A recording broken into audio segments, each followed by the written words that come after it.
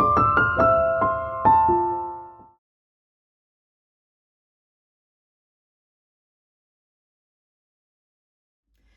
up, loves? It's Kennedy. Welcome back to With Love Kennedy. So today we're going to dive deeper into a more intimate topic. I really want to make this video for anybody who's been in these type of situations or anyone who's experienced any emotional pain before, during, or in the aftermath. And yeah, we're gonna get right into this video. So today we're gonna be talking about abuse and isolation and how they coincide with one another. So again, this is not like a story time. This is more of a conversation that I want to have with you all about my experience and maybe some things that you may identify with that could help you overcome your experience as well. I do have my notes on my phone, so if you see me looking at my phone, that's why.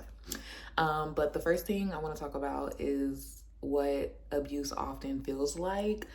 So the first thing is like feeling unheard. Like if you feel like no one hears you, you feel constantly misunderstood, if you feel like you're constantly trying to prove yourself and trying to make people listen to you and understand you and trust you, that could be a sign of going through abuse or like you feeling that abusive energy. The second thing is like feeling small and dismissed. So if you constantly feel like belittled or demeaned or diminished or degraded in any way, if you feel like whenever you come to someone about the way that you feel or like things that are concerning you and they're constantly telling you that, what you have to say doesn't matter, or they're like not really being receptive to what you have to say, that's also another sign. If you constantly feel like you're walking on eggshells, like if you feel like you can't truly be yourself, if you can't be your fullest expression of yourself without feeling like you're going to have like some sort of repercussion or consequence from that, that could also be like a tall tale sign that the energy around you could be abusive. And yeah, another thing is like feeling responsible for someone else's emotions. Like if you constantly feel like what other people are feeling, like the anger, the pain, whatever emotions that someone else is feeling that may be negative, if you feel like you are constantly responsible for that, that may be a sign that this person has like sort of like brainwashed you or like manipulated you into feeling like you are the source of the problems that everyone has or that you have with yourself. And like again, that is a very narcissistic like abuse tactic that I would definitely watch out for. And another thing that I feel like a lot of people can relate to is like feeling alone, whether it's physically, mentally, emotionally. Like if you're constantly feeling alone all of the time, that may be a sign that you have been in a streamline of abuse. And honestly, like for most abusers, that's their goal. Like their goal is to isolate you from the people that you love, from the people that care about you, from your resources. Yeah, their main goal is to like just kind of like have you out in life by yourself so that you can constantly need them, because ultimately with like abusers is like they thrive off of you needing them, because you're like they're like, it's like a game of cat and mouse basically. Like it's like you're their mouse, and like if you constantly need them, they have someone to play with, like they have someone to toy with. And so isolating someone is like their best like tactic, because ultimately like it puts you in a position of just like constantly needing. Sorry, this conversation is like really overwhelming. That's why I'm like breathing really hard, because like I recently, like very very freshly and recently went through in a situation that was very close to a lot of these things that I'm talking about. So I think a lot of times the hardest part is not what happened, it's about like how it makes you feel about yourself. And the reality of isolation is just like it creates this like very ginormous social withdrawal. Like I know for me, I got with this person like 3 years ago, and like since then I've seen a progression of like friends and family lost out of my life, and like my community lost, because this person like framed everything to basically again like get me to be isolated. But that anyways, we're gonna move on from that. But yeah, feeling disconnected from yourself is a big part of like the aftermath of abuse. It's like when you don't really feel like yourself, you don't really know how to get your energy back, you don't really know how to get your power back. Like that is a very big part of like the emotions and the feelings that people go through after an abusive situation, and like losing confidence. I know like on this channel I've been talking a lot about like having confidence and building that up and like being your best self, and I still stand on all of that because like yeah, I still stand on that. But you know, it wasn't like that at first for me. Like it definitely was not like that at first. It hasn't been like that for a while. Like, you know, when I come out of these situations, you know, I am not like thriving, you know what I'm saying? Like that's not the reality of the abuse and like the isolation, because again, like I'm in a season of isolation because of the abuse. And so like again, this video is for anyone who may relate to this experience.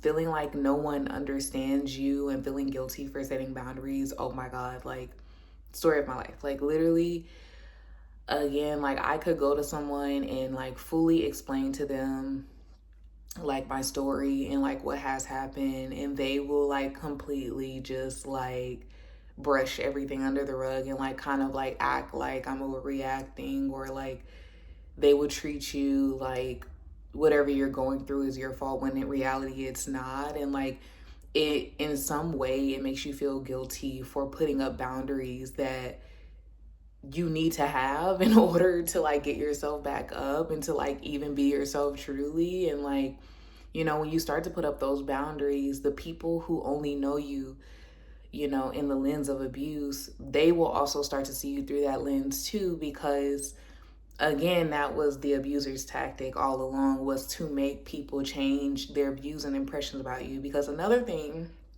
that people don't talk about when it comes to abuse is like, if the person in power or like the person that you're dealing with can't hurt you internally, they will do their best to manipulate your external environment. So they will get into the heads of the people who are closest to you if they can't get into your head. Like that's, and I know all of this because like of what I went through, one, and two, like to an extent, like trust me, I'm far removed from this, but like in acting school, they like teach you about these things low key. Like they teach you about like how like playwrights and writers like write the script in order to like use one actor to manipulate, and like they low key gonna teach. So it's like not far fetched that like I deal with these situations in real life, even though I don't want to, but like the reason why I'm able to clock it is because like my knowledge and my wisdom behind it is like actually very thorough. So like when these things happen, like I know exactly what's happening.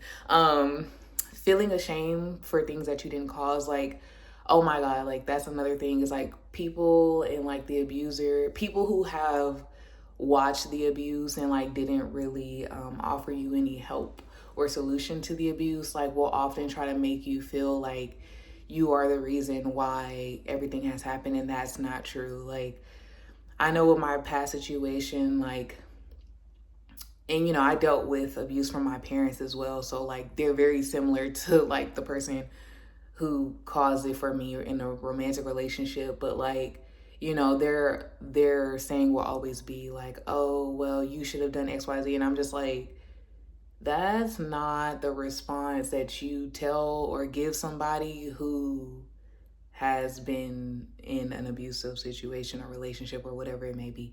But yeah, like you are not the blame. Like it is not your fault. I'm telling you, it's not your fault at all. And I am not one of those people to blame anybody for the heartache and the pain that has been caused to them. And it is a cop out for people to try to make you the source or the reason for your pain, because that's not true. Like other people are held accountable. They should be held accountable for the wrong that they do to you. So yeah. So ultimately, like the isolation after the abuse is like created to make you believe that you don't deserve support. But I'm here to tell you that you do, and you can get it back. So now we're gonna go from the dark stuff because that was like giving me heart palpitations. And we're gonna go into what healing actually looks like. So the first thing I want to get into is like rebuilding the self-trust. Like, do things that make you trust yourself again. Like, learn how to trust yourself with small things, big things, whatever it may be, because the more that you can trust yourself, the less that you will need other people. And that's not okay. So I just watched a sermon yesterday about isolation, and it is necessary for you to need people. Like, I am not here to tell you that you don't need people. You do. I have never been someone to believe that either. Like, I'm not afraid to ask for help. Ask for help. If you need help, ask for help.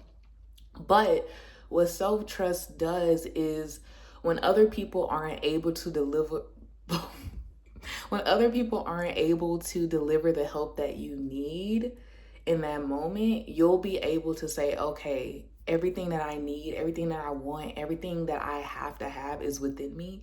And these other people are just external resources that God has given me, that have been gifted to me to be there for me when they have the capacity or when they have the things that they need to have in order to help me. So it takes you out of like a survival mode mindset and it puts you in an abundance mindset, so that like those options are still there, but you still also ultimately like have yourself. So you're your own source of like success, basically. So the next thing is learning what safe people feel like. So I am very much still learning this. I'm very much still dealing with this. Like, honestly, like, take this advice very lightly. I'm gonna be so transparent. Like, take this advice very lightly because I'm still learning. Like, part of me being on here and like speaking to you all is like me also being honest. Like, I don't have this down pack. Like, learning what safe people feel like we're in this journey together. But what I have learned so far is that like safe people listen. And I've learned that from my therapist. So I think I can speak from like that experience of like, a safe person will like listen to you and they will make you feel validated, because it's less about wrong or right when it comes to like your emotional safety. It's less about what's wrong or right, and it's more so about like making you and like allowing you to feel understood and creating a safe space for you to express yourself. And then once you cross that milestone, then you can get into like the logistics of everything. But I think what it means to have safe people around you is like people who are able to give you the space to like be upset and to be angry and to be frustrated and to like just express yourself, and of course in like a very controlled manner, but like to also like later on down the line when it's time to revisit those situations and to like offer resolutions for those situations, they'll be able to like help guide you through that because they were also there for you in those moments where you needed to express yourself. The next thing is setting small boundaries. So setting boundaries does not have to be this drastic thing. Like, I'm gonna be so transparent. Like, my block list is very long. She's cute. She's very, very, very long. And I will honestly say that it is unnecessary that my block list is that long. The only reason why it's that long is because at the time when I was making that block list, I truly felt that's what I needed to do. Now looking back on it, I'm like, did we need to block all those people? No.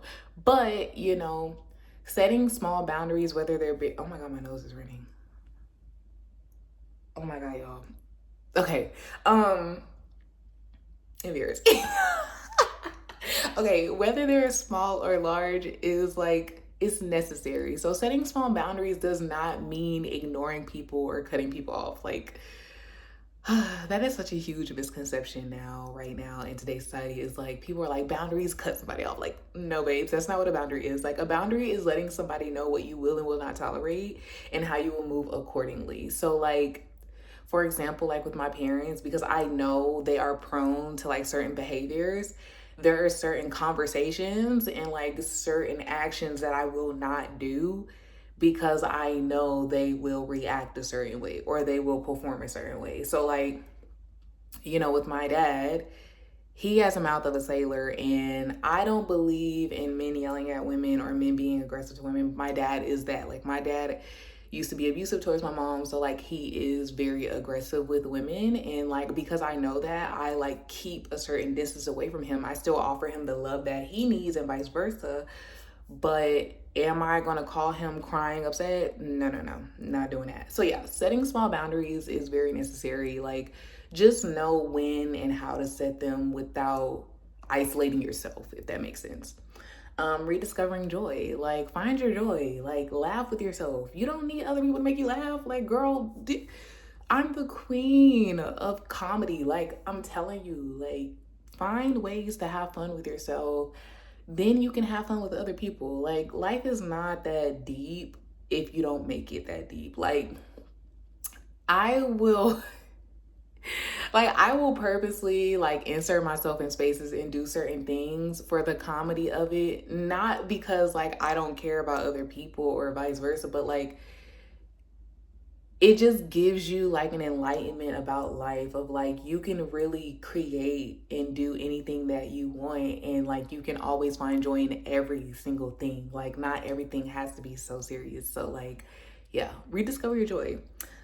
Be patient with yourself. So one thing, and I'm also speaking to myself during this, is like being patient with yourself after an abusive situation and during the isolation period. I know, like, for example, this morning, oh my God, I was feeling it. Like, I was like, oh my God, I don't have anybody. Like, where's my community? Like, oh my God, I'm so alone. Like, I was feeling all of those, like, intrusive thoughts and all those emotions in my head of, like, just feeling so lonely and feeling like, oh my God, why me? Why me? And, like, in that moment, I really had to, like, be like, Kennedy, like, you're okay, mama. Like, be patient with yourself. Like, you literally just dealt with this 2 months ago. Like, this is fresh. This is not even 2 months, really a week ago, like, was when the tail end of that situation was finished. So like, you have to like really be patient and really allow yourself to breathe and to like go through the healing process. Because another thing people don't understand is like, leaving an abusive relationship or like family or parent, whatever it may be, it doesn't happen overnight. Like, you don't just like stop talking to that person and move on. No, because it goes so deep, and like everything that person has done is like interconnected and woven into every aspect of your life. So it takes time to really like detach from a lot of those things that have happened to you. So be patient with yourself and love on yourself while you're giving yourself that grace of time. It's not about ignoring what happened to you. It's about knowing that like it didn't take your worth away. So now we're gonna get into the moment of realizing that we deserve better. And this is for my girls and my guys who are going through the same thing as me. Like, even if you're not going through abuse, like, baby, we deserve better. So, y'all, I just had coffee, sorry. The first thing I want to get into is like realizing that love should not hurt your spirit. Like, if you feel, energy is real, y'all. Like, if you feel your energy shift when someone says something to you or does something to you and you're like, if you feel that, listen, that's your intuition. That's not just some random thing. Like, that's literally your intuition. That's your discernment that God gave you. Love should not hurt your spirit. Love should lift up your spirit, should edify your spirit. Like, love tells you yes. Everything else tells you no. Love tells you that you can do it when everything else is telling you that you can't do it. Like, love enlightens your spirit. It does not take away from your spirit. The next thing is realizing that isolation is not your identity. You are not your external circumstances. Like, even for me, although like no one's calling and checking in and I'm not talking to somebody every single day about everything, like, that's not who I am. Like, if I want, I can go outside right now and turn up. Like, isolation is not your identity. It's just the way that the abuser has tried to program your brain into making you feel like you are alone, even though you are not. Like, you have the capacity to create your own community, to make friends, to do whatever it is that you want to do. You can change your life whenever you want to change it. Like, if you want to leave and move to a different state tomorrow, you can do that. Like, isolation is not your identity. The next thing is recognizing that peace feels different from silence. So peace and silence are very two different things. So, and I'm still kind of like dealing with this a little bit. Peace is like having true healthy comfort in whatever circumstance you are currently in.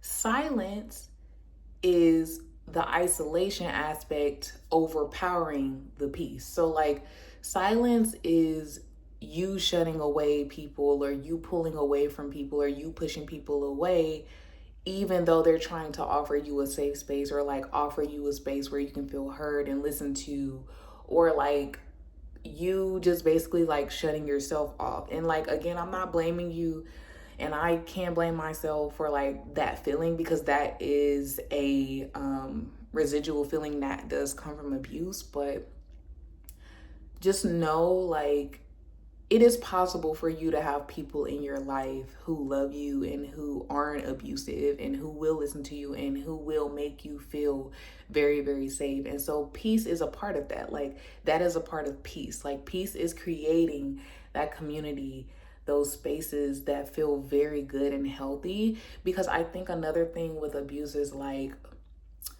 when you're in it for so long, like for me, like I was raised in an abusive household, an abusive space, like it's almost like chaos becomes like your version of peace. And so when there's not chaos around, you're like, wait, oh my God, like I'm dealing with that a lot right now. Like, there's no chaos in my life, so I'm like confused. Like, I've been so confused. And I think that's a part of the reason that's been like heightening the isolation feeling. Is like, when you have peace, your body goes into like fight or flight, because you're like, wait, why is everything calm? It's supposed to be calm. Like, your life is supposed to be peaceful. Allowing yourself to imagine a safe future. So one thing that has helped me with this is meditation, y'all. I love meditation. Like, meditation is my girl. Like, I've been meditating for a year and 6 months now, like every single day. Like, I am a meditation queen. Like, because what it does is it opens up your third eye. It allows your chakras to open up, and like, you can fully see and envision a future for yourself. Oh my God, the lights just shift. You can fully envision and see a future. Oh shoot, hold on. Let me turn on my light. Y'all, this is funny. Oh my God. Okay, there we go. Yeah, so you can envision and see a future for yourself through the meditation, whatever meditation that you're doing. For me personally, I love guided meditations, like YouTube, Spotify, Apple Music, like they're everywhere. And that is what I love about modern day. Is like, y'all, we have resources that our parents and our grandparents did not have. Like, that is why, we have so much trauma from them, because they didn't have those resources to meditate it out. Like, they didn't have that. So like, y'all, use the resources that you have so that you can create a safe future for yourself. Like, I'm telling you, learn what you want your future in your life to look like. And once you can envision it, you'll be able to know what strategies and actions you need to take to create. So I'm here to tell you, whatever emotional harm you have been through, you are not alone. You are not isolated. You are rebuilding. You're learning to love yourself again. You're giving yourself that fruit that you need to thrive. You're building your power, and you have the options and you have the freedom to choose and create the environments that you need in order to feel safe and to make your soul and your spirit feel very, very good. So that is all for this video. It was hard getting through at first, because I was like, oh, it's a little shit, you talk about this stuff, but yeah. Thank you all for watching. I hope you enjoyed this video. Please share this with someone that you know who needs it, because sometimes we don't always have the words to help other people. But if you could use your resources, again, YouTube, TikTok, whatever you have to help somebody get through a hard time right now, please send this video to them, or whatever resource that you have. Also, domestic violence is a very real thing. So there are domestic violence hotlines, abuse hotlines, to help you get out of whatever situation that you need. Also, like, I'm available too. I know that's like, cliche, but like, seriously, like, email me, reach out to me on Instagram, reach out to me on TikTok. You can find me on Instagram and TikTok at Kennedy the Limitless. Again, at Kennedy the Limitless, it will be in the caption. But yeah, reach out to me if you need to talk more in depth about this, or like if you need help, please, like, do not hesitate. But yeah, that's all for this video. And again, you know, we did it again. Keep glowing, keep growing. With love, Kennedy, and I'll see you all in the next video. Bye.